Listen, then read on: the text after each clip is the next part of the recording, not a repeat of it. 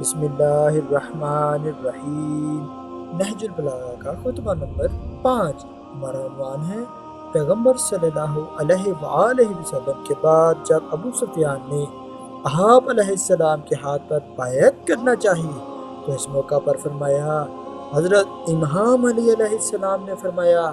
جب رسول اللہ صلی اللہ علیہ وآلہ وسلم نے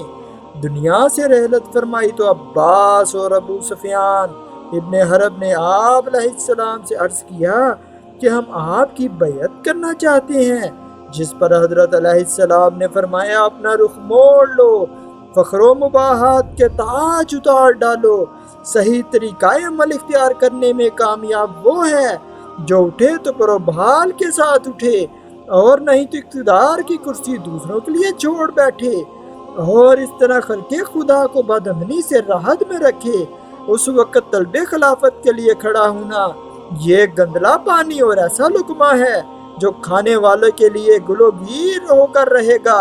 پھلوں کو ان کے پکنے سے پہلے چننے والا ایسا ہے جیسے دوسروں کی زمین کاشت کرنے والا۔ اگر بولتا ہوں تو لوگ کہتے ہیں کہ یہ دنیاوی سلطنت پر مٹے ہوئے ہیں، اور چپ رہتا ہوں تو کہتے ہیں کہ موت سے ڈر گئے۔ افسوس اب یہ بات جب کہ میں ہر طرح کے نشیب و فراز دیکھے بیٹھا ہوں، خدا کی قسم ابو طالب کا بیٹا موت سے اتنا مانوس ہے کہ بچہ اپنی ماں کی چھاتی سے اتنا مانوس نہیں ہوتا۔ البتہ ایک علم پوشیدہ میرے سینے کی تہوں میں لپٹا ہوا ہے